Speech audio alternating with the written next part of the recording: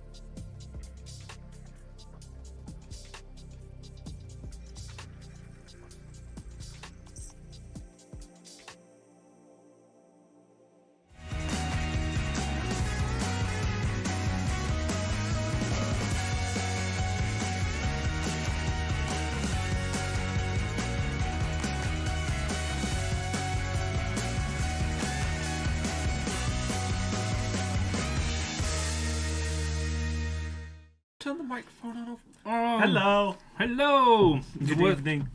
Worst time to take a drink when we start. Yep, and to start singing. Yeah, I'm not sure if you all heard our joyful singing along with the theme tune, but we are back again after a quite Nearly a month. break. Yeah, it feels like a month. It We might only have. been a few weeks, but There's only a few weeks in a month, but we've got That's a a very good while point. to... No, many things to talk about. I A while to talk about. a while to talk about many things. As you can see, our brains are not really switched on at the moment. No, mashed potato brain, but we go. Yes. We'll just roll with it. We have got lots and lots and lots to get through today. Lots of facts. I think since our last live stream, we've had Pig on the Hill, we've had the All Ireland Backyard Ultra, Highlander. No, we've had Highlander. No, we did. We covered Highlander. Okay, see, like I said, mashed potato brain. But we've got big changes to the at-large list. The whole season's come to a head. We're in between having the UK team set and knowing what it is. Yeah, because at the moment we've kind of worked out a rough idea from rumours and Uh-huh. like who we might have seen and Facebook posts, but until Lindy turns around and actually launches that official one, It's not confirmed until it's confirmed. yeah, it's all just rumours at the moment. But we'll go through all of our thoughts, who's going to be in it, how things are going to go down. We'll have a bit of a deep dive into some of the runners. Who's who. And then we've got another backyard on this weekend. Yeah, To start off the next season. yeah. So it's all go, go, go. It's the best time of the year. We love it. So yeah, I mean, pretty much first thing, I think it's first of two guests tonight. We're treating you all. We've got two guests. The first you may know already is Iian Bethune, and then the second is, we'll leave this a surprise for later. Some of you may know. You'll find out. Hang around. But we got the Scottish party on tonight. So yeah, before we end up doing mashed potato brain even more, we will say hello to Ian. Can you hear us? I can't. I can. Hi guys. Hi, everyone. Hey! It always surprises me that this actually works. I'm just waiting for one day where no one hears anything. No, it's So- all good. All good. So how are you doing then? Have you recovered from Pig on the Hill? Yeah, I'm pretty good actually. Yeah, it doesn't feel like it was 2.5 weeks ago already. Had to think about that for a minute there. Been super busy in the Bethune household. Not least because the weekend after Pig on the Hill, so the weekend gone past, Julie was racing Race Across Scotland and I was crewing, so that was like pretty much 3 and a bit days. Driving along in the car, making sure she was all right. It's, So it's almost that kind of it's almost harder, yeah, really, it isn't forced it? me not to run for a little bit, so that was quite nice. And then got back to a little bit of running this last week, and now I'm in taper again because I'm racing on Saturday. So Who Yeah. needs downtime? Yeah, who needs downtime when you Well- can just run more races? 3 weeks, that's it. Yeah. Yeah. So, congratulations on the win at Pig on the Hill. It's quite a feat. New course record on 28. Big round of Yeah. applause virtual. I'm sure everyone's very, very proud. Yeah, but no, it was great to see. Thanks very much. It's great to see you come away with the win. It was definitely one of those harder. I don't want to say battle. It's not the right word, but you kind of get the gist. Having all those big name runners, it was pretty much the last chance. Yeah, I think it was touted as the last chance to get onto the team with the silver ticket. I mean, you had to win. No one was getting 39 yards. Yeah, absolutely. I mean, I don't think there was any way it was going to trouble the at-large list. So it was a kind of it was a sort of Hail Mary or the last-ditch attempt to qualify by the silver ticket. Obviously, there was a few people there that had that in mind as well. Yeah. Some of them people that had heard of or like been in around on the backyard Facebook group, and a few people that talked to on the loop that it became very clear from what they were saying that they were thinking about that as well, even if they'd never never been on the at-large list before or anything like that. So there was definitely a few people. Yeah, I think it was a very stacked competitive field 2.5 weeks ago. Yeah, it probably is, but it's a funny one because whereas at most backyards you would think if you've got people who are either got a good track record or good runners outside the backyard, you kind of expect lots of people to go past 24 hours. Pig on the Hill's not like that, and plenty of people were, I guess the number stayed reasonably high until about maybe 12 hours, and then through the night, and also you looked around, there was like half a dozen people left, and then two. It's really quite surprising. Yeah. So a little context for people at home: the Pig on the Hill has the most elevation out of any UK backyard.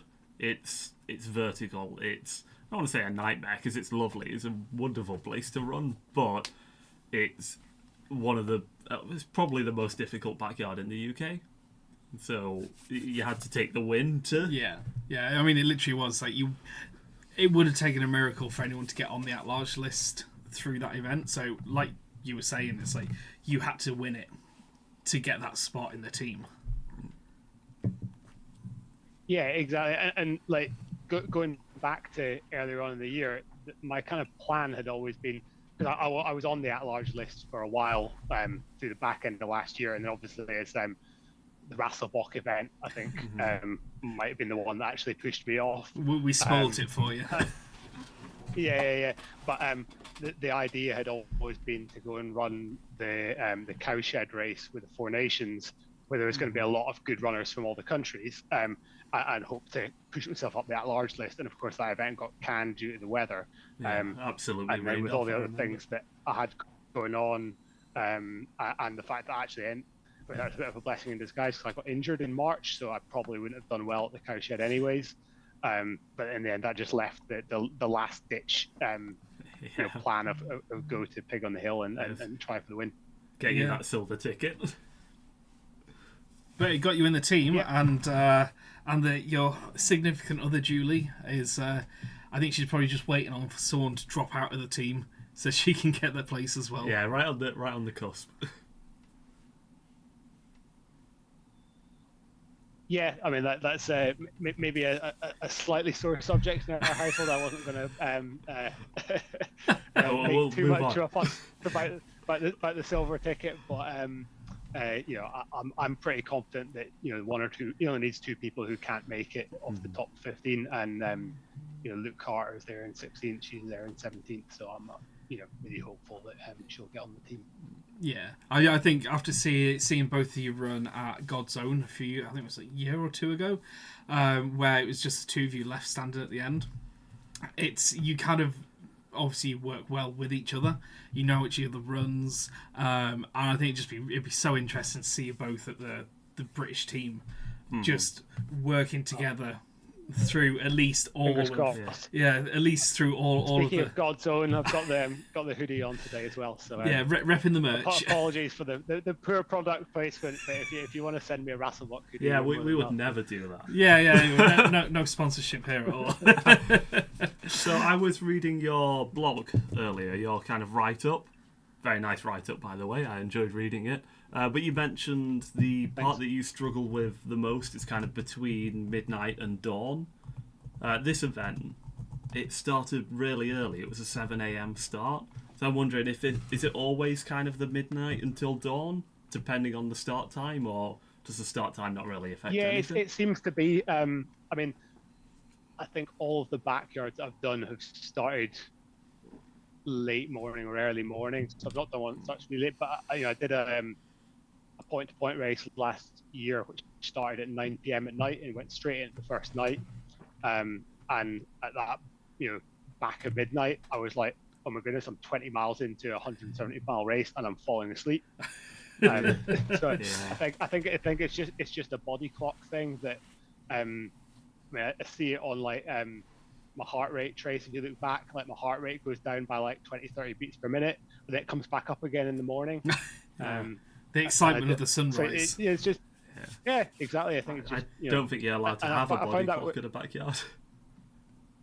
Well, you say that though, but like, something that I've found is like, I like to eat around meal times, and then at night time my body doesn't want to eat solid food, and then in the morning it's like my stomach starts growling, going, "Where's the breakfast?" So despite the fact that you're running 4 and a bit miles every hour, somehow the sort of like circadian rhythm seems to keep ticking away in the background for me, at least. Yeah, But it's different for everybody. And Julie, she loves to run through the night, and then in the morning when I get my like, whoa, it's time to wake up, she then wants to fall asleep. yeah. So It's so we find that worked quite well on God's Own when we were together, because she keeps me awake during the night, and then I annoy the heck out of her in the morning and keep her awake. It's one of the things that we're finding quite interesting at the moment, especially with a lot of new backyards coming up, is not just the start times and how different people prefer different events because of when they start, but also the elevation that's in them. We know quite a lot of people obviously love like the really pancake flat routes, but then other people we've talked to have been like, actually I prefer the ones with the big elevation because it splits everything up. You got certain points to look forward to. You're going to be walking up the hills or dropping down the hills. Yeah, there's more of a mental aspect to keep your brain busy instead of pancake flat. It's been the topic of like the last week or so in the house. But kind of like, what is it that you kind of prefer? Do you prefer like pancake flat routes, or do you prefer ones that have got a bit of elevation, or do you prefer like mountains, full on mountains? I mean, like, I really enjoyed the Pig on the Hill course. It was great. Obviously it's not conducive to really long yards. I mean, I think I like a little bit of, I mean, at heart I'm a kind of trail runner, hill runner. So I do like a bit of elevation. Like at God's Own, the night loop is essentially flat. It's out and back on a canal towpath. And it's out in the winter one where you do 18 night yards. That is pretty soul destroying by the end. And it's nice to get back onto the trail. So the day loop there is probably 300 feet of it. Jonathan's the one who knows. Is this God's Own, yeah. I'll have it down. But yeah, no, it's something that we find it really interesting, like the difference in what people prefer and what people can perform better at backyards. Yeah, that is God's Own. The interesting one is the UK teams is going to be at Thetford now, and we don't have an official elevation, but it's possibly going to be very flat, very flat and open. So it's gonna, maybe if you prefer the mountainous trails,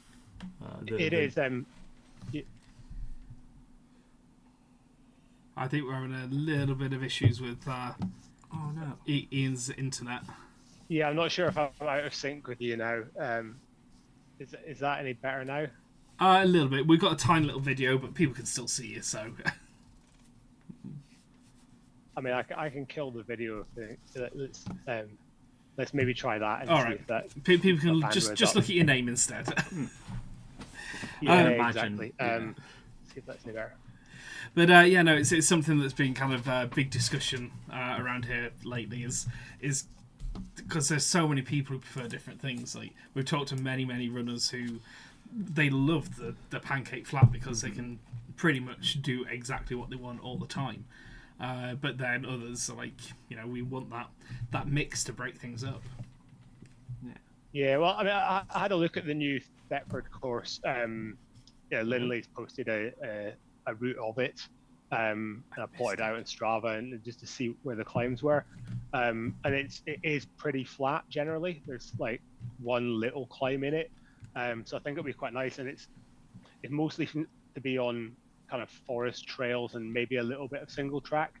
Certainly nothing like hard packed concrete or asphalt. So I think it should be quite a nice course for going a long way. Fingers crossed. Well, yeah. So obviously you are on the team. I'm assuming that you've accepted your place. So it's a big opportunity for both of you. Hopefully, both of you to get your best distances yet. Have you got any goals or kind of expectations for the event, or are you literally just going to be taking it, yard at a time, one by one? I mean, you have to take it yard at a time, absolutely. I mean, the furthest I've ever run is 170 something miles. The longest I've ever run continuously for is just over 48 hours.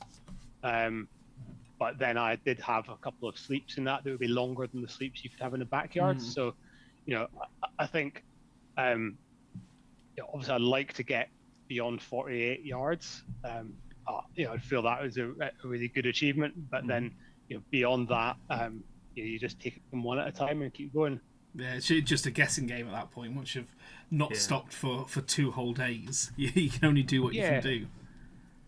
And I think it'll be very different to a normal backyard as well, because to some extent, especially like at Pig in the Hill, where in the back of my mind I was hoping for and aiming for the win.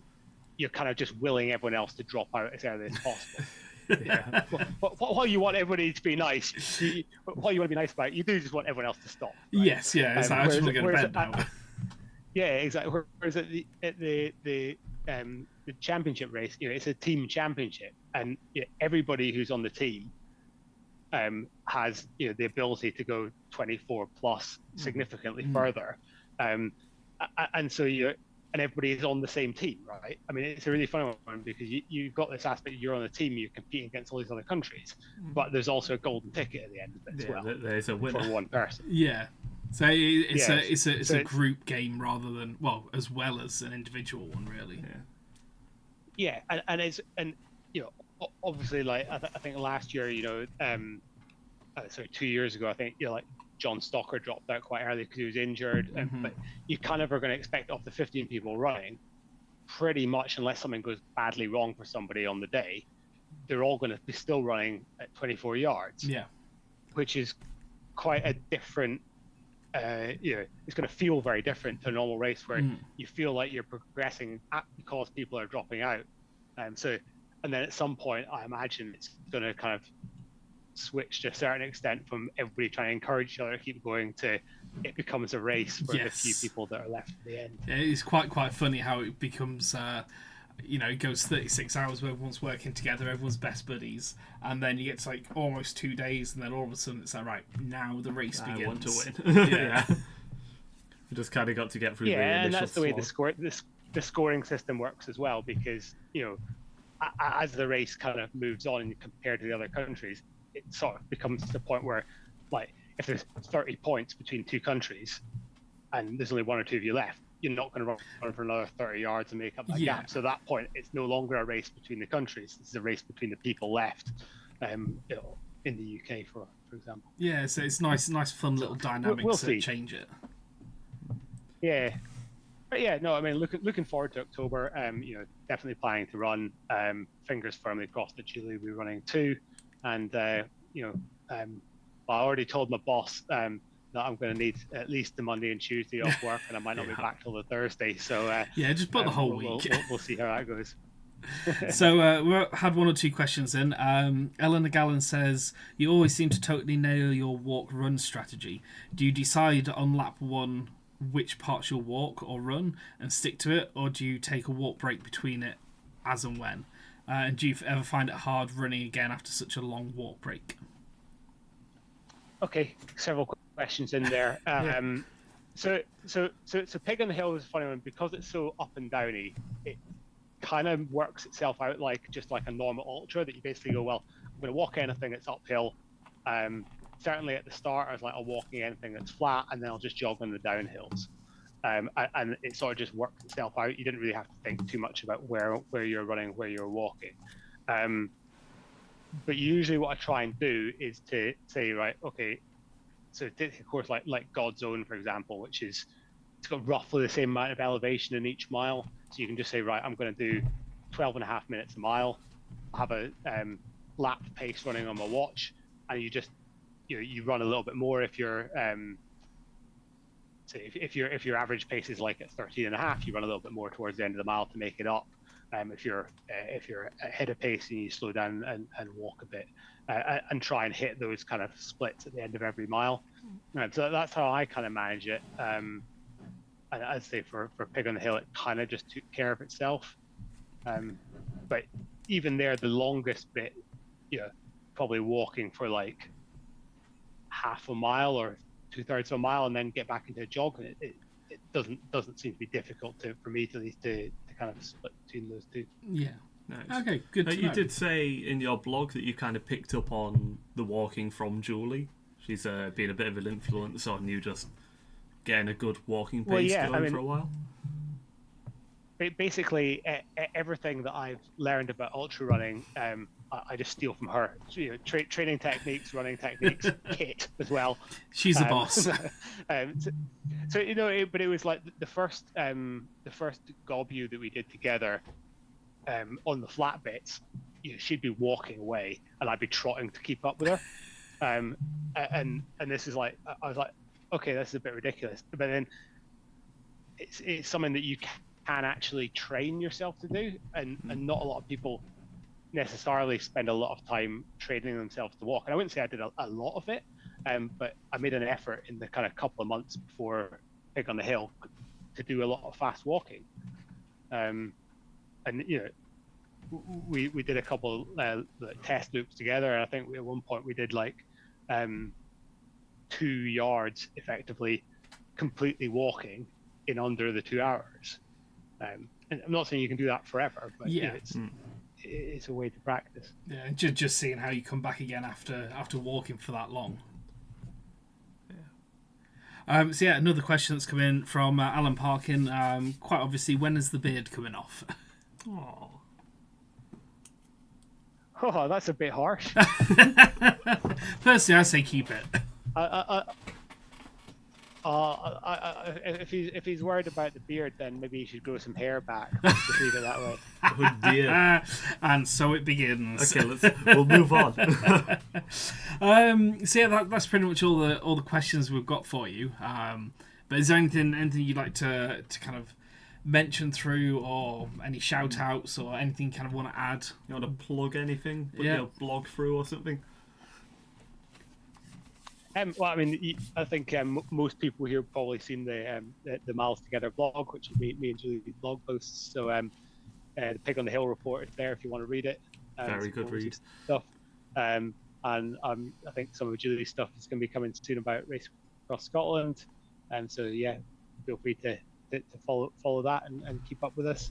Excellent. But yeah, I mean, I would just say in terms of a shout out for Julie, because she wasn't at Pig on the Hill. It didn't work for her coming down for the weekend, but I'd say all of the prep and the training, and she was on the end of the phone keeping me going. So big shout out to her. It's absolute legend. Fingers crossed, both of you get to go running for Team it'd be GB. such a good storyline. I'd love it. But yeah, I just want to see the competition, especially after Julie just pipping your PB by a yard. It's kind of like it's been 6 months now. It's time for you to kind of get that back. We're kind of excited. Hopefully, fingers crossed. Well, yeah, I mean, she's done now 3 times races more than 200 miles. You've gone for 3 days at a time. I've got nowhere near that track record, so it'll definitely be competitive. Yeah, well, it's going to be good fun no matter what happens. Absolutely. Thank you very much for coming on, and congratulations again on the win and getting into the GB team. And I'm sure we'll probably have you on again before October. But in the meantime, good luck with all the training. Yeah, thanks very much. I'll go back and join the chat room and listen to your secret special guest. All right, we will talk to you soon. Catch you there, guys. Bye. All right, bye. Lovely. All right. Well, that was Iian Bethune, the winner champion of Pig on the Hill, with 28 yards and a new course record, assisted by Paul Fenn. Worth noting. Yeah. Congratulations to Paul Fenn as Paul well for is doing. Paul is also on the, I think it's the bottom of the alternate group of runners as well. Mm-hmm. He's also kind of hoping that many people are going to be dropping out. Always good to catch up with Ian and Julie. Absolute legends, both of them. And pretty epic win at Pig on the Hill, really. I'd say, yeah. And that's Pig on the Hill wrapped up, I guess. There's no date yet for 2025, but that will be coming. I do know that they're going to be keeping the entry fee down at £36, which is absurdly it's so much value for money. I think Ian said on his blog, where can you go in the UK for a weekend's camping on the coast for £36? So get yourself booked in when that's launched. Yeah, hopefully it's going to be soon. Because I think it's one of the older ones as well, or one of the most recent ones. Well, they're two different things. Yeah, I know. So I'm trying to concentrate on two things at once. If you go onto YouTube, there's a few people with their cameras doing loops, and you can see just the stunning vistas that you'd be running around. It's fantastic. Yeah, sorry. Ignore me. I was using the wrong keyboard. So, Pig on the Hill wrapped up. Yeah, Iian Bethune's blog and Julie Bethune's big write-up on Pig on the Hill, worth reading. That's milestogether.com. I'm sure if you search, just Google for it, you'll find it. Yeah, or have a look in the UK Backyard group. It is shared in there. Yes. It will be there. So yeah, I think we'll move straight on. I know it's past our next guest's bedtime. She's probably taken way too many cups of coffee to stay awake for this. But we are also going to be joined today by the one that only Karen Nicol. Yay! So welcome, Karen. Can you hear us all right? I can, yes. It's most definitely past my bedtime, but as you know, I'm a big fan of you boys, so it was worth staying up for. Yeah, legend. Well, we're big fans of you as well. But yeah, how you doing? Are you hopefully not too tired today? I'm okay, actually. I've sort of turned a corner. Tuesday, Wednesday this week, yeah, I've started to feel a bit more normal again. So yeah, a lot better, thank you. It's taken a while. Yeah, I think when you're a 48-year-old woman, it just takes a little bit longer to recover from these things than it used to. So I'm definitely feeling it more. Yeah. I mean, I'm 36, and I feel just waking up in the morning is tough enough. It's going to take some recovering from that one. Yeah. But so yeah, I'm glad you're doing well. Congratulations on getting your spot in the Team GB. Thank you. For those not quite in the know, Karen has entered the top chunk of the at-large list after her efforts at the All-Irish Backyard, which was 1.5 weeks ago now. Yeah, so it was literally weekend. the very, very last chance you could have. Slid in at the last minute. Yeah, it was almost like you were hiding behind everyone and just like waiting for the last second. It's like right now it's mine. But it was stealth too, because we didn't hear about this. It was all kept very, very quiet. We only found out a few days before the event that you'd be on board, and was that a tactical decision? It actually wasn't at all. It was most definitely the universe aligning to just make it happen. My youngest son had quite a bad mountain biking accident out in Morzine over the summer. He's fine now, thankfully. But he needed surgery out there, and we were supposed to spend 6 weeks in Morzine. We got 5 days before he ended up in hospital, and then we had to fly him home. So, yeah, we ended up back home a lot earlier than we expected to be, and I had to think about training, I had to think about what I wanted to do, and I had a look on the Backyard website to see if there was anything around that would allow me to do a race before the qualifying period closed. And I noticed the one in Florence Court, and it was on my birthday, and just all the stars aligned. And I said to Scott, my husband, I was like, I really want to go to Ireland and do this Backyard. And he was like, nope, we're definitely not doing that. and here we are. That's a really bad idea. Yeah, and then you're like, actually, no, we are. Yeah, and then I spoke to my coach Marcus, and he was like, yeah, absolutely, let's give it a shot. So, yeah, it wasn't that it was kept quiet. It was literally, I think I entered the race maybe 3 weeks before the race took place. And, yeah, the stars just aligned, and it all worked out just as it was meant to be. And I managed to get my 40 yards and get my spot on the team, so I was delighted. 40 yards. Was that kind of your target to hit, or was it like that's a minimum and I also want to see how far I can get, or were you like, I just want to get in the team and then we'll stop? It was 40, yeah. It was just, that was the number. You know, there was no other number that was important to me on that day. And yeah, I remember leaving. We went over to Ireland on the Friday, and we stayed in a hotel on the Friday night. And I remember leaving the hotel on the Saturday morning to go to the race. And I said to my husband, I was like, we're not coming back here until I've ran 40 yards. And he was like, 100%. You know, and we were just totally committed full focus. that that's what we wanted to do. So, Yeah, and then I started chatting to people on the trail when the race started. I knew that a lot of the people that were running were wanting to get on the Irish team. And to get on the Irish team, I think at the time they needed about 29 yards, but because there was so many of them running that day, I think it sort of moved to about 33 or something. Yeah.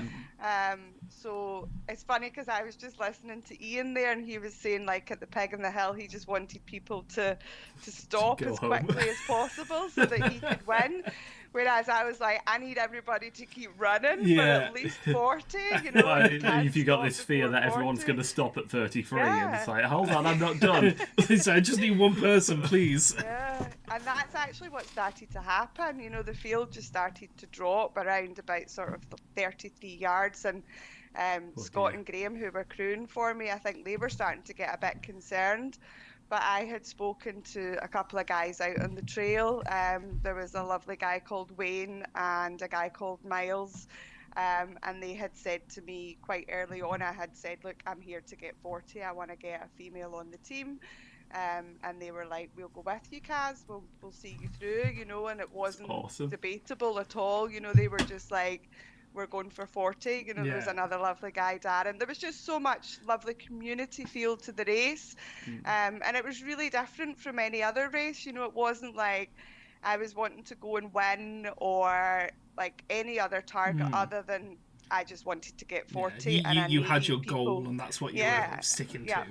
and I needed people to go further than me so that I could get to my 40. So it was a very different approach to make friends with people out in the trail and to make those connections that somebody would stay with me. And the boys that stayed with me were just amazing. You know, like through the night, I kept decking it on the ground all the time. I kept falling, and I don't see great in the dark. And they were like, we'll run with you, Kaz, and we'll use our head torches to light the trail so that you can see a bit better. You know, they were just amazing. Yeah. It was just such a lovely support. And yeah, I was deep in the well quite early on, and they could tell that, but they were just super supportive. So it was amazing to have that to get me to the 40. I Very love grateful to backyards. them. Yeah. No, it's nice, especially with it being over in Ireland. It's I don't want to say it's like you don't know anyone, but like if it's different compared to like if you came down to anyone in the UK, you know you're gonna see like 6 or 7 people that you know. So I can imagine going over to Ireland. It was like, I didn't know anybody. Yeah, like maybe you know one person, and that's it.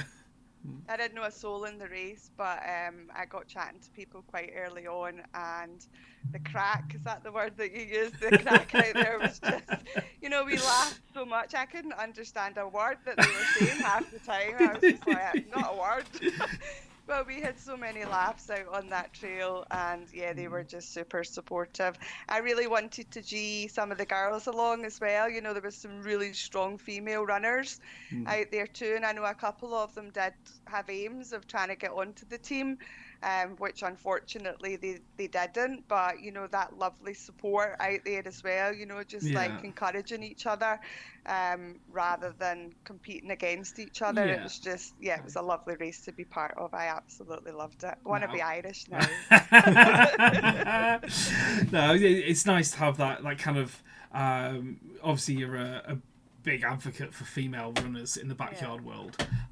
So it must be nice having a group over in Ireland as well. Who've you know, there's ladies over there who also have that goal of wanting to get like in the Irish team and to success and kind of push do it better. forward.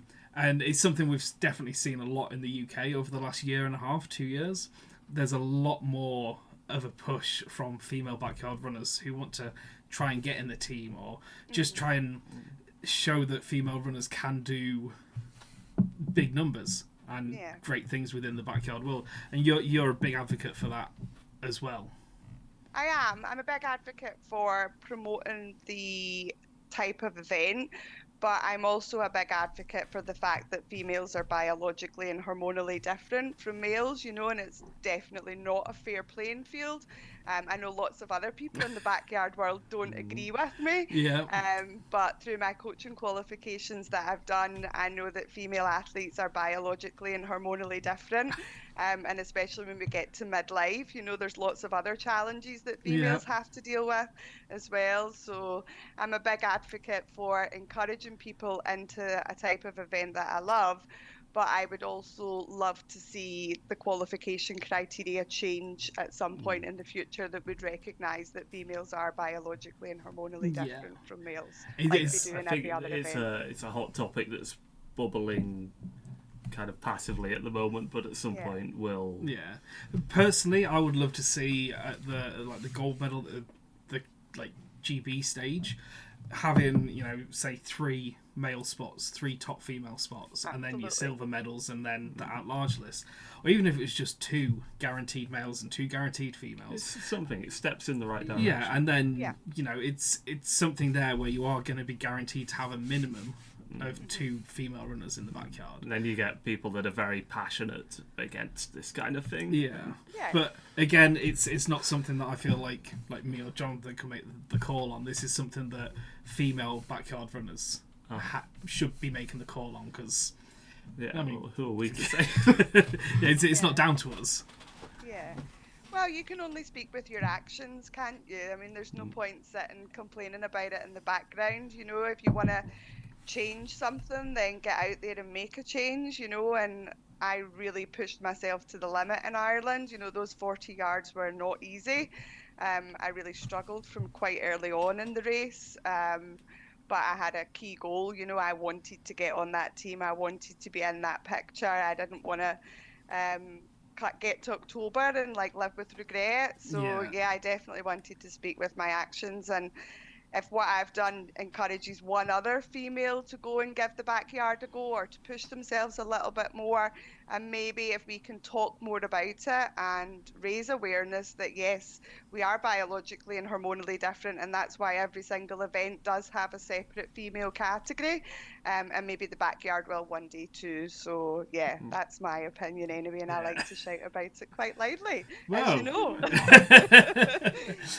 So kind of looking back to Ireland again, the weather seemed to be, I don't want to say perfect throughout, but it seemed to be pretty good throughout the whole thing.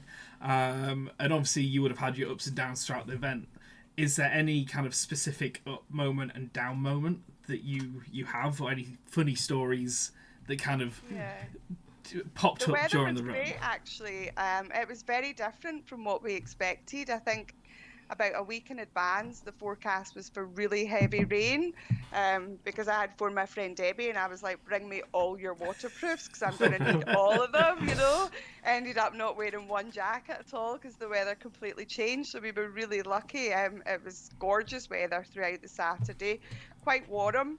And then when we went into, I think it was the Sunday night, there was a really bad thunder and lightning storm, and I was genuinely terrified at one point. Oh, no. The course out there was beautiful. It's in a National Trust site in Florence Court, but you do go up a hill, you climb quite a bit up. And I'm running at the top of this hill, and at first I thought it was this really great head torch that I'd got from the race in Suffolk. I was like, oh my goodness, my head torch is amazing. It's lighting up the whole sky. And then I started to hear the thunder, and I was like, actually, that was something else. That's actual lightning. Oh, no. So I was terrified, and I was gets the adrenaline going. I was running back into camp, totally convinced that my husband and Graham would say to me, you're not going back out there, Kaz, it's too dangerous, that's it, you're done, we're just going to look after you here. And I got in and I was like, did you see the lightning? And they were like, yeah, we did. I know, it's amazing, isn't it? And I was like, I'm not going back out there. And I was hoping you were going to say. Yeah, I thought they were going to pull me from the race. And then obviously because I was completely sleep deprived, I'm then saying to Sammy, who's the race director, I'm like, Sammy, you need to pull the race. It's not safe to be up there. Yeah. I was saying it in a slightly different tone. Yeah. And God love him, Sammy's just looking at me as if to say, yeah, on you go, Karen. Back in the corral. You'll be fine, don't worry. It was sheet lightning and not fork lightning. And apparently sheet lightning can't kill you, even though I was convinced that I was going to die if they put me back out on the course again, and I was demanding for the race to be stopped. And Graham even said that to me. He was like, we can't go home because you've told people that you're terrified of being electrocuted. We'll need to like break your ankle or something. We'll need to come up with another reason why a you've better stopped. reason than that. So thankfully they talked sense into me and put me back in the starting corral, and off I went. And Yeah, you'd be hating that at this point if you'd have stopped and come back and look back and being like, yeah, I could have gone on. Oh yeah, but in that moment, I was completely convinced that I was in the right and everybody else was wrong. I was like, why is nobody on my page here? What's going on? You weren't out there, man. I was like, it's terrifying up there. But yeah, the lightning storm passed, and then it was just really warm through the last few hours of the race, which I don't know if it was me as a perimenopausal woman that was overheating or if it was just generally really warm. But yeah, it was an interesting last few yards, and I obviously had to apologise to Sammy for being the lightning drama queen. Over paranoid about it. So, it was tough. The last few yards were tough. Mm-hmm. So yeah, you're on the team now, on the GB team. Yes. Yeah, I'm it's delighted about that. yeah, especially after you beat the female GBR record with us, must be about 18 months ago now. Yeah, 2013. Yeah, March. and that got you on the list, and then over the last year and a half, we've just slowly been seeing your name just kind of like trickle back down again. Everyone's doing so well now, aren't they? They are, yeah. You look what you used to need to get on the team is totally different from what you need now. Yeah. Yeah, so like looking compared to last year, where the minimum level is a huge difference. Just to get in a safe spot, you'd be needing 39, something like that. Yeah. So yeah, you're on the team. You are. I think you're currently the only female on the team, as it stands. Sarah Perry. Oh, sorry. Yeah, Sarah. That's not right at all. Yeah. No. See, I was mashed potato brain again. Yeah. You and Sarah Perry. Honoured to be standing that because she's amazing, right? Sarah's She's an a amazing legend, athlete. yeah. So to be standing next to her, and then 13 guys. Yeah. Well, I spoke to Sarah yesterday, and she wants to take her spot on the team. She's just seeing how much time she can get off work. Yeah. She's a teacher, isn't she? Yeah, I think so. Yeah. It's quite time consuming. Yeah, backyards are time consuming. Yeah. So yeah. Which is another reason why they don't suit a lot of females. You know, there's not many females that can leave the family home and say, you know, I might be back in 24 hours, but I might be back in 4 days. Yeah. I don't know. So we'll just see what happens. Yeah, but no, hopefully both of you will be there on the start line. And Julie as well, hopefully. I'm really, yeah. As much as I don't want anyone to drop out, of course. because, you know, they've earned their place there, it would be incredible. Like we were saying to Ian, like when both of them run together, that's special. They're incredible because they can keep each other going in ways that other people can't. And yeah, I don't think we've seen the best out of Julie yet, not by a long shot. No. And having both of them there, and then if they have a crew member as well, I think they could do so well. I think there was a period where Julie was going to many backyards and winning them, but they weren't going far enough. Yeah. So she just couldn't see how far she could go because the flies around her dropped. Yeah. What a horrible thing to say. That I don't like my phrasing. Yeah, it's the bizarre thing about that type of race, isn't it? It's so different. And I said that when we went out to Ireland, I was like, if I won it with like 37 yards, I would be so disappointed. Like genuinely, you know, like winning the race would have meant nothing because that's not what I went there for. You know, I needed to get to 40 to get on the team, and that was the only objective. And that's so different from another race, isn't it? Yeah. When you're out there to win it. So yeah, it's a completely different mindset to tackle it. But you're there, and your mind is now set on October. Have you got any kind of change in training plans, or are you just very much going to stick to what you know and what you've been doing? Yeah, I have a coach, Marcus, that I work with. We work really well together. He gives me sort of really low run volume, which works well for me as well. And then we do a couple of key big weekends where I sort of simulate the race conditions over that key weekend, and we maybe do one of them, sometimes two before the race, but other than that it's relatively low run volume and a lot of strength work. And yeah, at my stage of life that really suits me, so I'll definitely be sticking to what works for sure. Yeah. Excellent. So are you do you put music in podcasts, audiobooks? It was a bit of a topic with Ian to get a bit of a boost from music. Yeah, music can be really powerful. I try not to for the first 24 hours. I try just to sort of leave my headphones at camp, and it's good to chat with people at that stage of the race as well. But as soon as I start to, as I call it, go into the well or feel a bit sort of in the pain cave, that's when the music tends to come out. So yeah, I like audiobooks. I listened to a couple of really good audiobooks when I was down at Rasselbock, and I remember running around the forest at your race and literally laughing out loud at these books that I was listening to. And I downloaded one by the same author to listen to in Ireland, but it just didn't cut it with me. I don't know if it was because I was struggling a bit more, but as soon as I put my music on, I had downloaded loads of Pink's albums, and I listened to her on repeat, and yeah, her words big are energy. really powerful. Yeah, Nice. it's definitely big energy for sure. Yeah. So another question that came in from Mike Raffin. He says, Jasmine, Camille, Beth, Claire, Sally, Courtney. Who does Karen think will make the best backyarder? Oh, well, Jasmine had an interview with the Young Hearts Run Free guys a couple of months ago, and they did ask her if she would consider doing one. And yeah, I really hope she does do one, because I think she would be amazing, wouldn't she? She would just go for forever. We'd love to see Jasmine do a backyard. I mean, obviously we'd love to see her come to Rasselbock and do a backyard, but at the end of the day... We've got a bias. Yeah, we're a bit biased. But just seeing her do any backyard would be incredible. Yeah. My best friend Debbie that I run with as well, she's an amazing athlete, and I would love to see her do a backyard. I've been working on her for a while. She said she's never going to do one, but yeah, watch this space, because I think she would be phenomenal at it as well. Lots of people say that they're never going to do a backyard. Yeah, I mean, I said I'd never do a backyard, and I mean, I only did 1 yard, but it counts. It's still done. Yeah.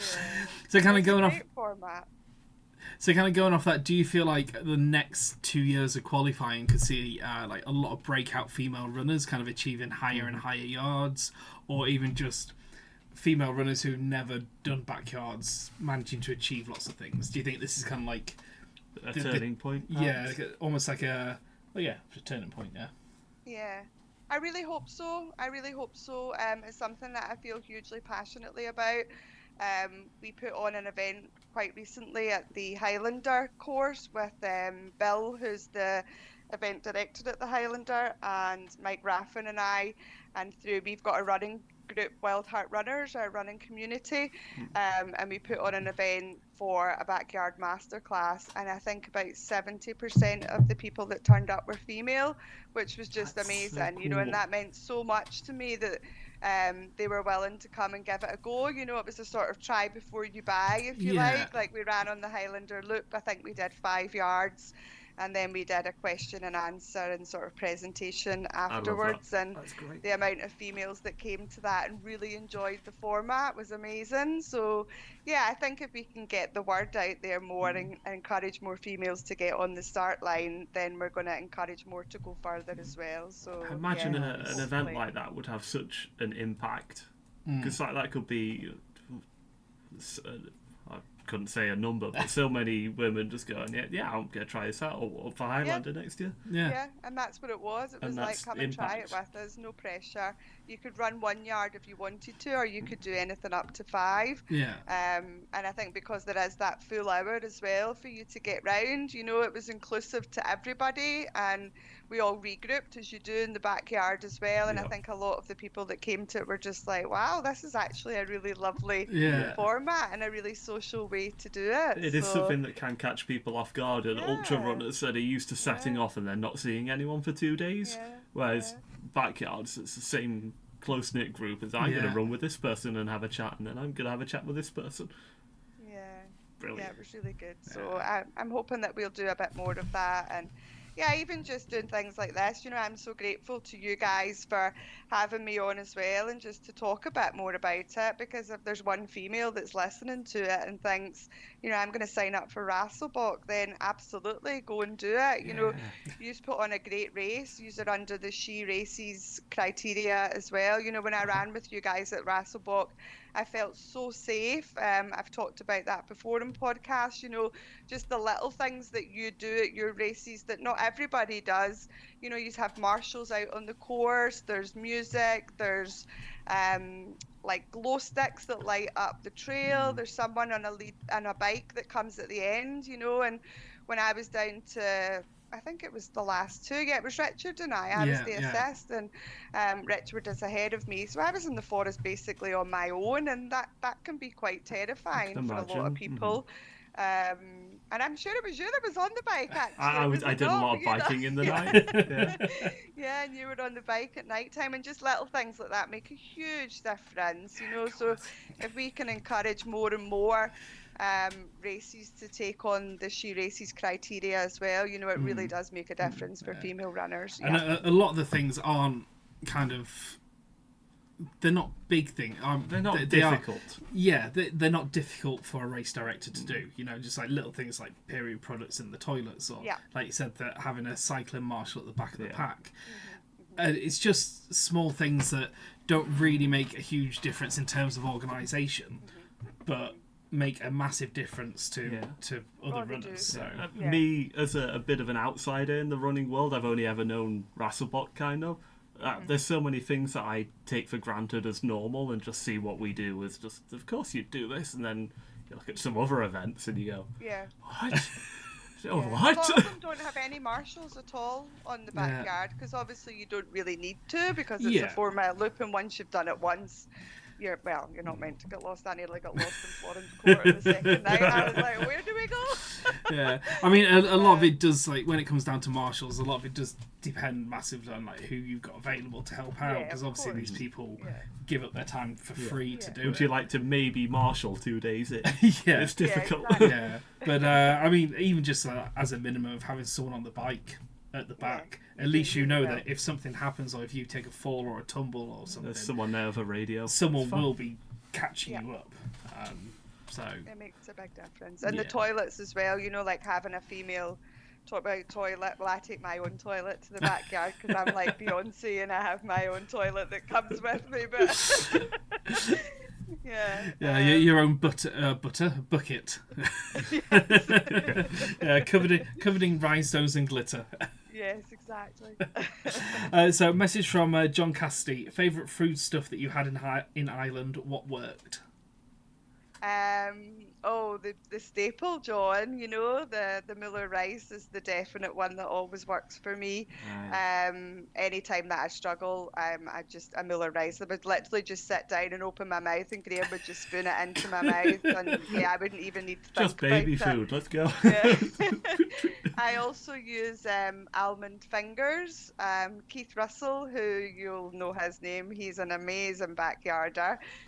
He was the assist to the previous world record, and I'm very fortunate that I've got to know Keith, and he was actually out in Ireland with his partner Ash, which was just so lovely. It was great to have them in support as well. But he got me onto almond fingers, which I now call the secret sauce, but I share the secret sauce with everybody. And they've got a really high carb content, and they're small, so I run with a handheld bottle. And I try not to eat in camp if I can, and I'll take food out with me, and almond fingers are perfect for that, because they're high carbs. They're really easy for me to eat on the route, and they slit in the wee pocket. So I ate loads of almond fingers and Muller rice. Nice. That's pretty much it. Yeah. Well, I like it. Something I'm curious about. We're having big topic at the moment in the house is elevation at backyards. Some people are big proponents for pancake flat. I just want distance, but something that we're hearing more and more from different runners is they want that little bit of elevation, so they can break up that route into I walk in this bit, then I run there, and you've got a mental aspect, and you're not just switching your brain off. Are you more pancake flat, or give me some hills, or full pig on the hill mountain? Most of the ones I've done have got some elevation. Well, they've all got some elevation in them. Out at Florence Court in Ireland, there was a mile of hiking, basically. So the first mile was flat, then there was a mile up. So I would hike that mile, but I like that because I can move quite quickly up a hill. I can hike quite fast as opposed to running it. So yeah, the elevation definitely does suit me. So I loved the course out at Florence Court, but I also absolutely love the Rasselbock course, you know, and that's not got a huge amount of elevation in it. It's quite a flat course, but there's certain sections that, you know, you're 24 hours in, and what seemed like a little slope earlier on becomes so it's still like going. a big climb. Yeah. You see, we always find it quite funny because even though we run, we're not very good runners, very strong runners, but we find like our route, for us, it's hilly. We're setting up and we're going up the hills, and then we see people on the day and it's like, oh, it's a really nice flat course, and we're like, it is? It is it? Okay. You need to come and do the Highlander, boys, and then you'll see it. Hilly. But again, I love the Highlander course because I love it's like a mile that you hike up, and that really works well for me. Suffolk was relatively flat, but there was still certain sections that I would walk. It was quite flooded when I did it in June, so there was sort of marshy sections that I ran it in road shoes. I had a foot injury, as you boys know. I had an operation last year, and I don't have a trail shoe that works well with my reconstructed foot, so I always run in road shoes regardless of the terrain. And I remember John Stoker, I was running with him through the night, and I said something about, I need to walk this marshy bit because I'm in my road shoes and I'll slip. And he was like, why are you wearing road shoes? I was like, always running road shoes. Don't worry about it.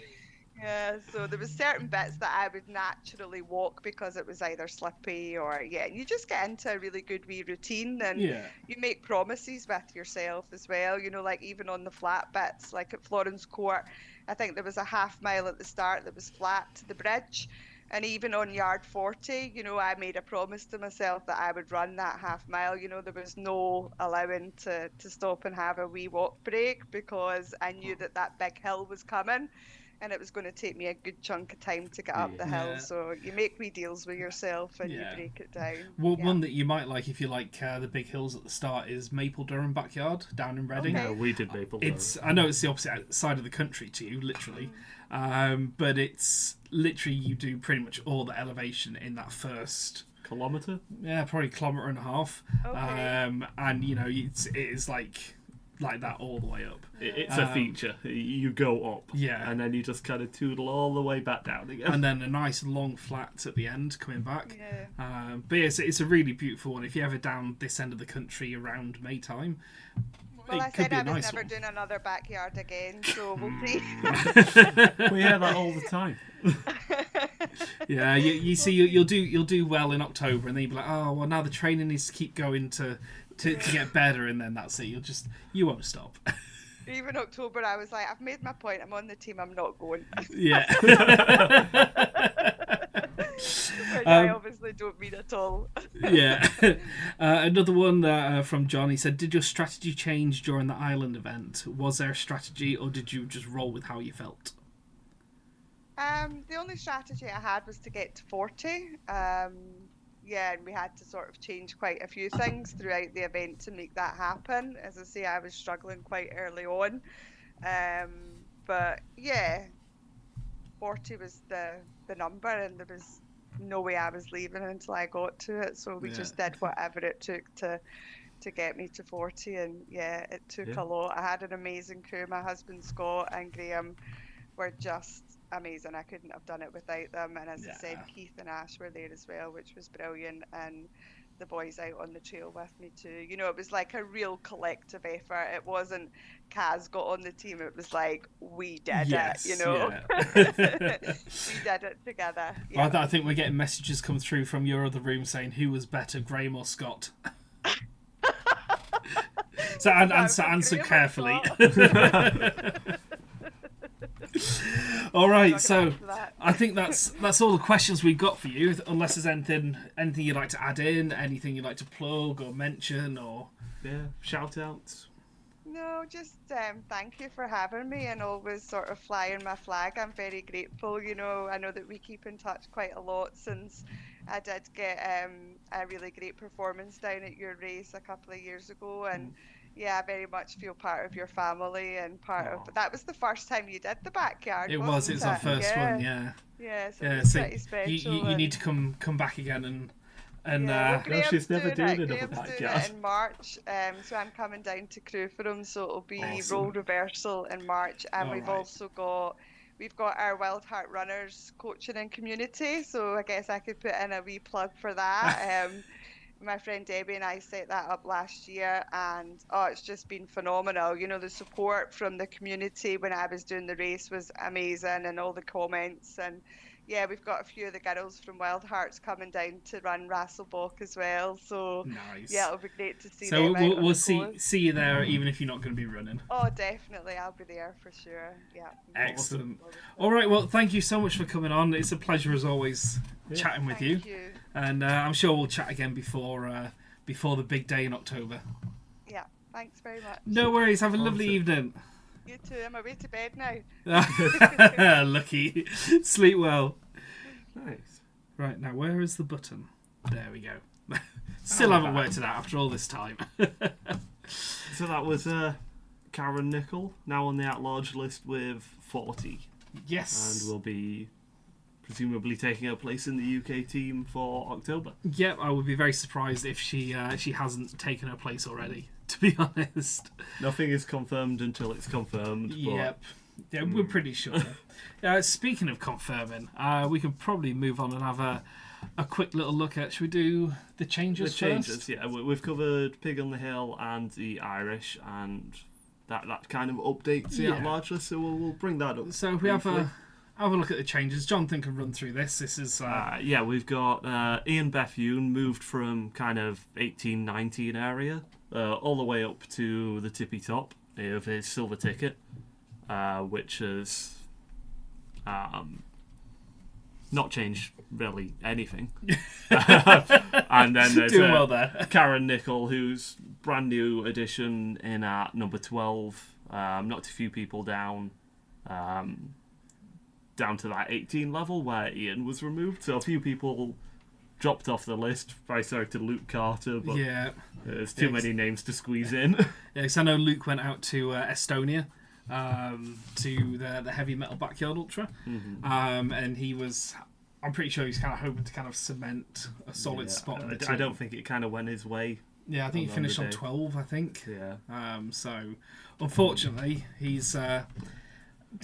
It's unlikely everyone who has got the invite is going to take it. Yes, so he can still end up on the UK team quite easily. Yeah. I'd be surprised if he wasn't on it, to be honest.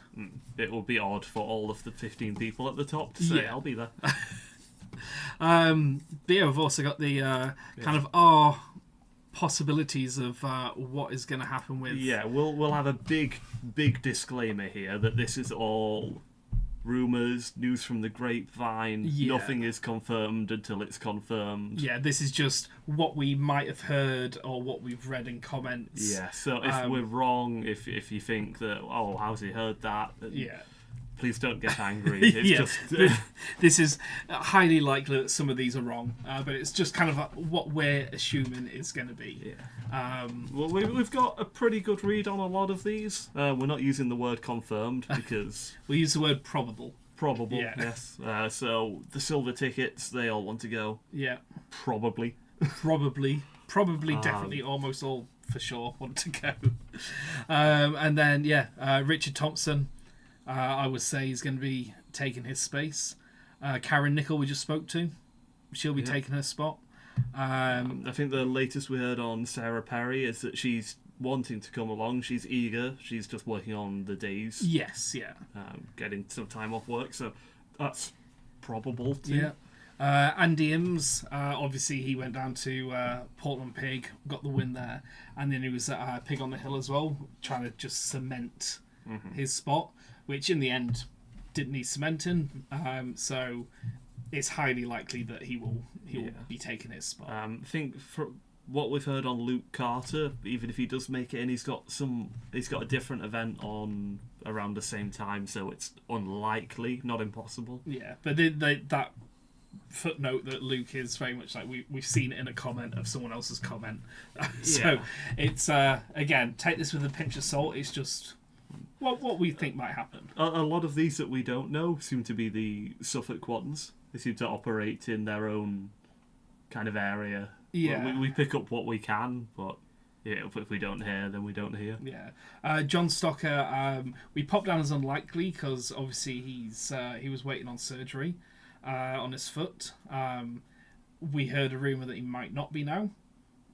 So we could bump that up to a possible. Possible. We'll have to wait and see. I'm pretty sure. What this slide is showing is how little we know. Yeah. So we're doing really well here, to be honest. But yeah, I think until we have the actual list from Lindley. Yeah. That's going to be very exciting. Yeah, but yeah, I spoke with Lindley yesterday.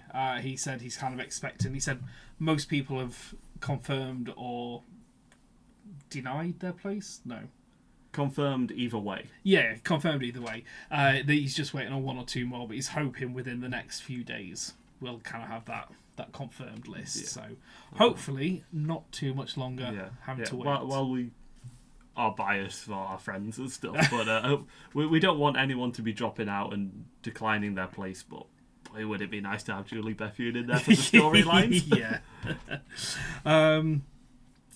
But yeah, Eleanor Gallen says, my son is chatting to me, so I'm missing this a bit. Matt Blackburn sounds like a no, and that's her rumour. He's told me twice he won't do it. He's confident of getting his place at Biggs next year. Okay, so interesting. Matt Blackburn is... That's spicy. Possible.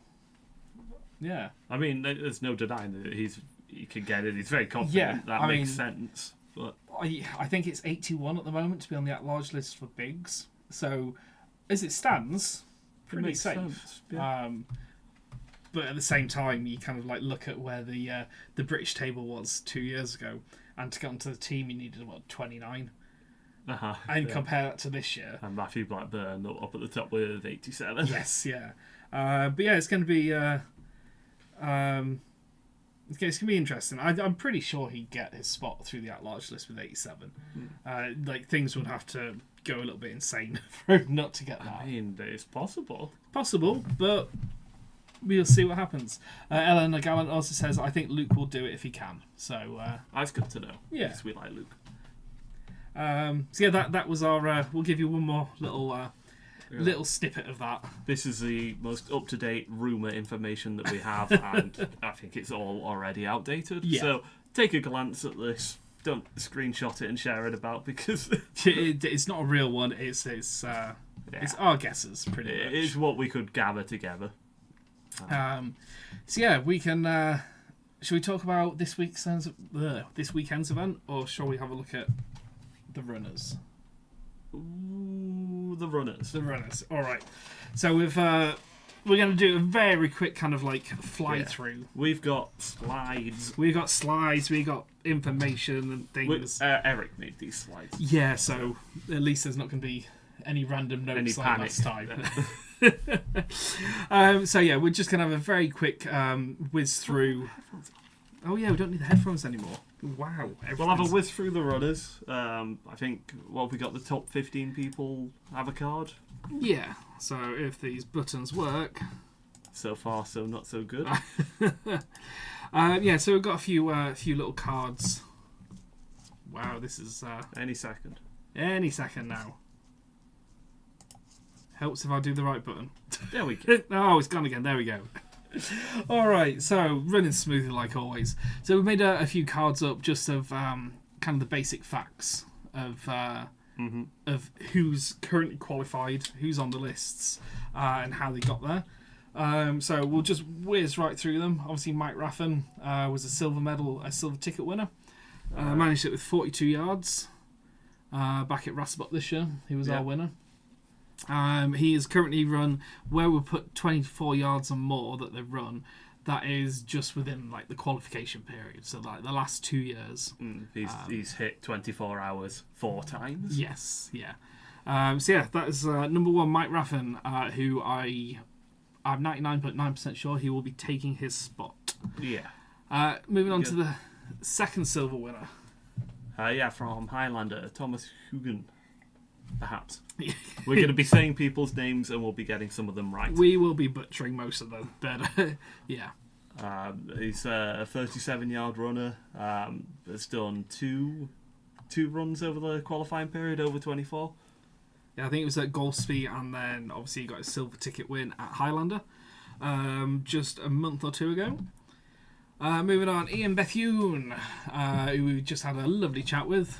He was the winner from Pig on the Hill again, silver ticket event. Yeah, a commendable effort on yes. Pig on the Hill. It's such a difficult place to run. Yeah, it's worth noting out that where we put the yard ranking, that is on the team list in terms of how many yards they've run. So even though he won and got the silver ticket medal, he's got the 21st. Yeah, with that distance, he is 21st in yardage. Yeah.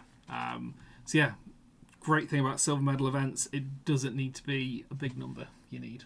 Yeah, you just need to be able to run at Pig on the Hill. Yeah, exactly.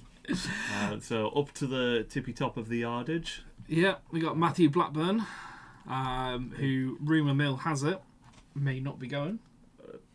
By the fact that he doesn't really need to. True, yeah. Yeah. But knowing Lindley, I'm sure he'll be able to convince Matt to run. Lindley there with the strong arms. So, like, come on. Come along. Just get him by the ear. It's like, just one more.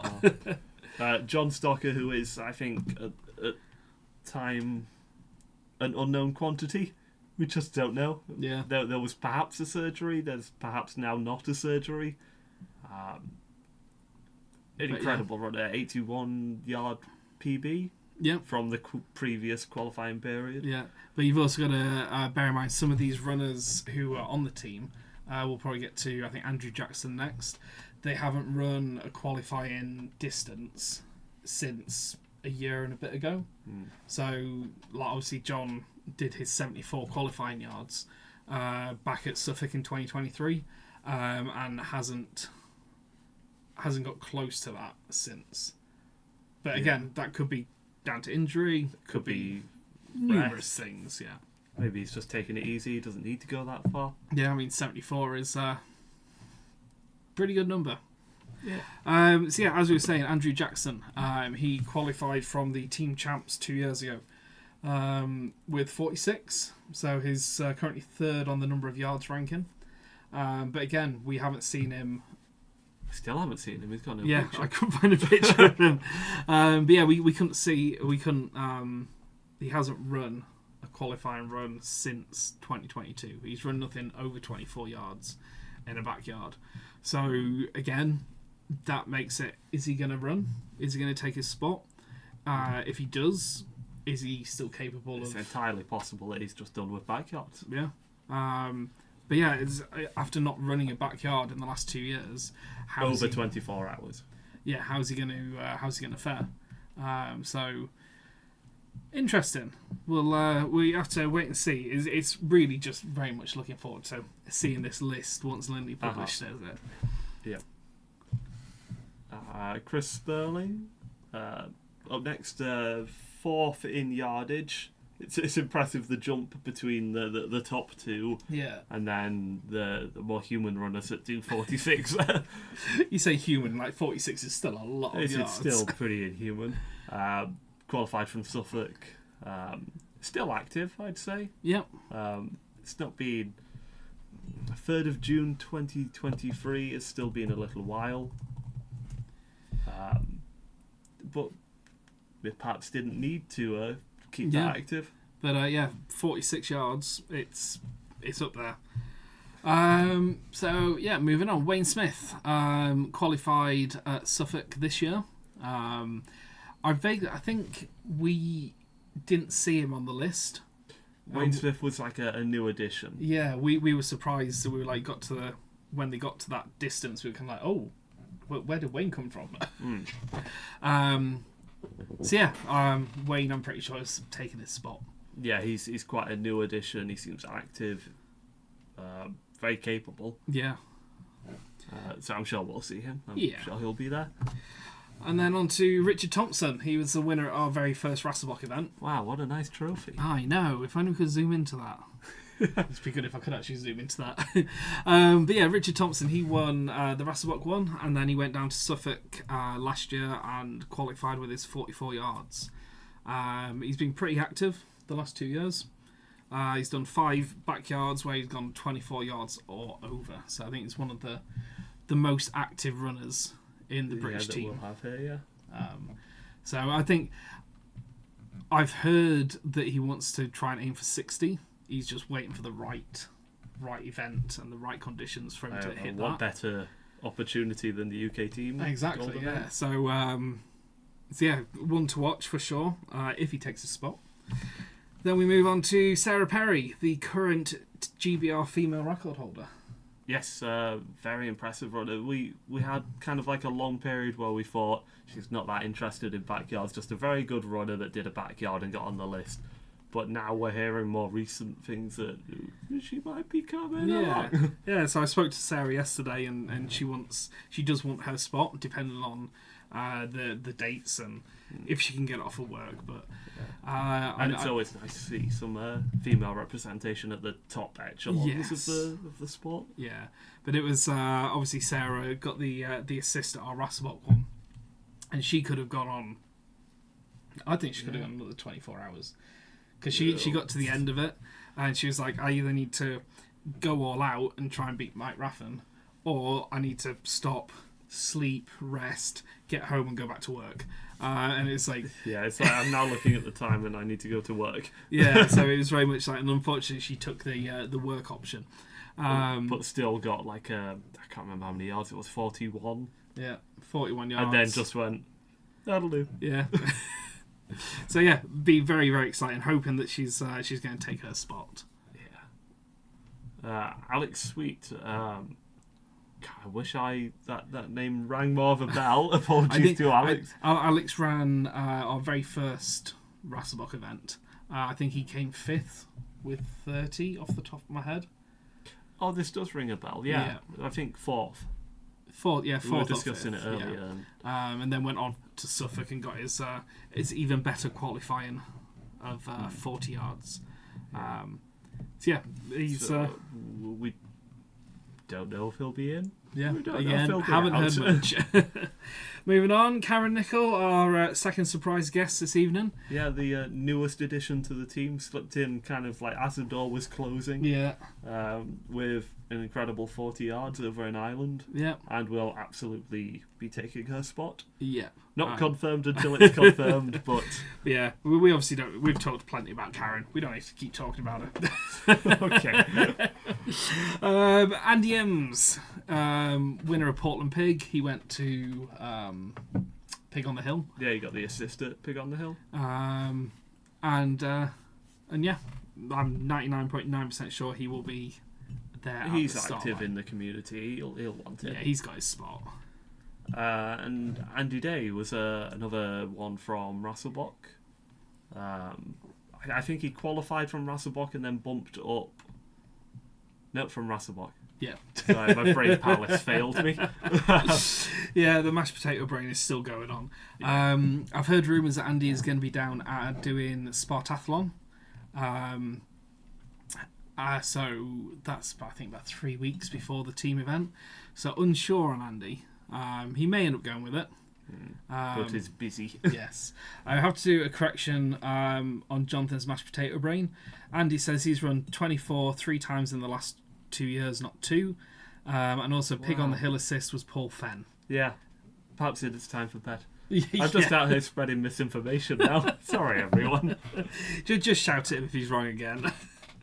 And the final one on the list, Damien Elsden, qualified from Suffolk this year with 39 yards. I think he was another one that kind of popped in from an unexpected... Yeah, I think... wasn't a name that was hot on the radar and then suddenly was top of the pack at Suffolk. Yeah. So that's our very quick kind of whiz through the runners of who's going to be around. Apologies, Andy, for getting your information wrong. I will. Yep, and Paul Fenn for just attributing his accomplishment to someone else. I will sack Jonathan later. It's fine. Yeah, so looking ahead, brand new season of qualifying. We have our first event this weekend, Gosfield Backyard Ultra in Essex. Yeah, we get a whole new at-large list to play with. Yep, it's all begins all over again before it's even finished. So yeah, Gosfield. It's a brand new one, I think. Yes, this is our first edition. It is Pancake Flat. I think there's a few names on there. I know Luke Carter's there. Dom Halbert, who's a Suffolk runner. He's done like 30 something before. Yeah, Dom's done a few all over the world as well. He's done ours a few times. Yeah. So two very capable runners. Luke Carter is someone that I feel like we're waiting for him to go nuclear on an event. Yeah. We don't think he's kind of hit his stride. But... Yeah, like it's always kind of exciting to watch Luke, because sometimes he'll go like Portland Pig, he'll go and get the assist and just keep going and going and going, and then other times you can get excited about him being at a race like over in Estonia and it just doesn't go his way and he stops at 12. But I don't think he's hit his potential. I think there'll be a backyard where suddenly I won't say accidentally does 40, but it will just happen for him. Yeah. And I think for the first part of this at-large list, he might find himself towards the top end. Yeah. Yes, that's this weekend. Don't really know much more about it, with it being a new one. Yeah, brand new, Pancake Flat, and some good names. So we could expect to see some 24-yard runs get on that at-large list. Yeah. Well, but essentially, the whole list will just be made up of Gosfield runners. Yeah, for like a week. For a week until the next one. Yeah, and then we've got we got so many coming up. Yes, so. yeah, Devon and Cornwall's coming up. And then... Oh, wow. Kinloss as well, up in Scotland. That's a new one, very flat. Flat's one in the UK. And then Rasselbock again is in September. October, we've got the Gold. That'll count to the at-large list. And we've also got the same day as Rasselbock, you've got the rearranged cowshed that was rained off earlier in the year. So lots coming up, and I think maybe just to finish off, Jonathan has updated his little. Yes, I did. I did a elevation thing for all the UK backyards, and it was out of date by the time I finished making it. So this is version 2.0. It's still incomplete. I think if you look at the Thetford, we don't have I've not found a route yet. So on the backyard website, it says 300 feet, and in the text it says it'll be less than 100 metres. So 100 metres is about 300 feet ish. I think someone in chat earlier said that they found the route and it's going to be 80 something metres. So we'll call that 200 feet, which will chuck it right down towards that bottom end, just squeezed in between Maple Durham and Rasselbock.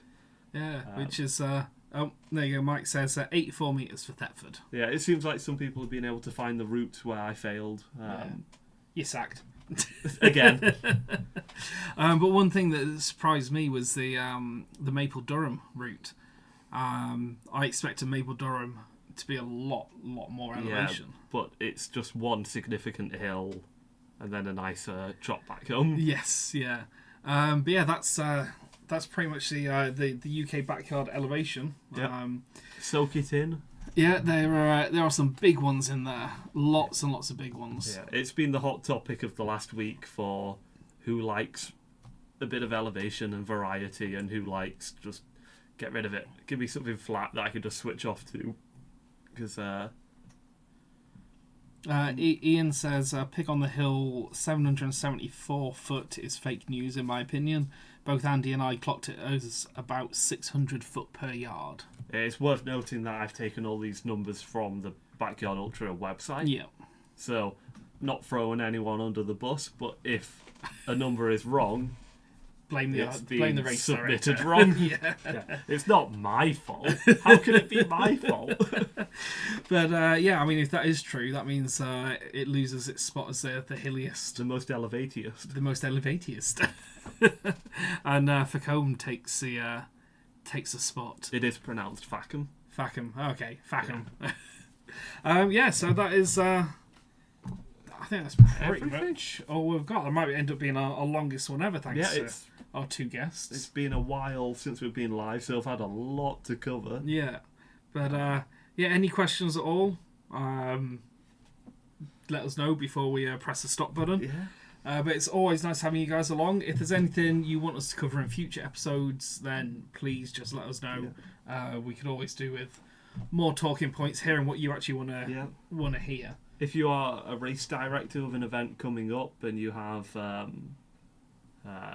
blogs or YouTube channels or anything that we can follow along with, we can share that out through the stream. Yeah. So get in touch if you want to promote your Facebook group or something like that. Yeah. But yeah, anything you want us to cover in the future, if there's any interviews, anyone you want to see interviewed, then yeah, let us know and we will get on that. Yeah, I think that pretty much wraps it up. Pretty chunky stream. Yeah. My brain is all out of juice. It was out of juice before we started. But thank you very much for stopping in. And yeah, I guess we will see you in a week. And we'll have a chat about Gosfield. Golspie. Goss something. Whatever's next weekend. Gosfield. We'll talk about that. Yeah. Okay, we'll go to bed. All right. This is Goodbye, Brady's- everybody. Goodbye.